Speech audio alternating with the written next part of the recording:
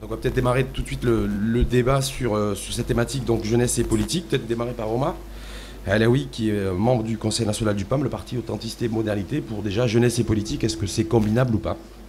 Vous savez, Rachid, il y a un homme politique italien qui s'appelle Matteo Renzi qui dit que les politiciens, c'est comme les yaourts. Ils ont tous une date de péremption.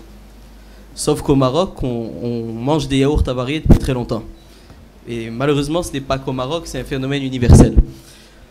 Et aujourd'hui, on est dans un véritable combat de génération. D'un côté, on a une classe politique qui est vieille, de plus en plus vieille, de plus en plus inefficace, qui vit une crise de crédibilité, une crise de légitimité. Et de l'autre côté, on a une jeunesse qui est dynamique, qui en veut. Une jeunesse qui a assoiffée de changement. Et aujourd'hui, le thème aujourd'hui, c'est jeunesse et politique, et on dit souvent qu'il faut réconcilier la jeunesse avec la politique. Mais quand on dit ça, ça veut dire que la jeunesse est fâchée avec la politique. Or, la jeunesse, non, la jeunesse est très intéressée par la politique au sens noble du terme, par la chose publique. Elle est fâchée avec les partis, c'est les partis politiques qu'elle rejette. C'est les partis en tant que structure et non pas en tant qu'idée.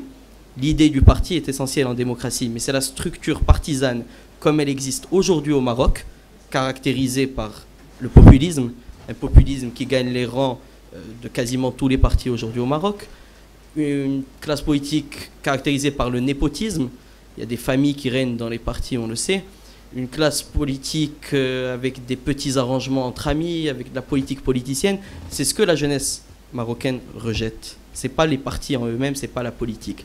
Donc s'il faut réconcilier quelqu'un avec la politique, c'est plutôt les dirigeants politiques qui doivent se réconcilier avec la jeunesse, adopter les mêmes modes de communication, à savoir les nouvelles technologies.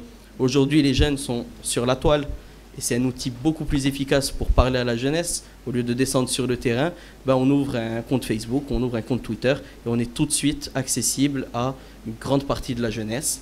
Donc oui, c'est les méthodes de communication puisqu'il y a un gouffre entre la jeunesse et les partis. Et ce gouffre, à travers une meilleure communication, je pense qu'on peut le combattre.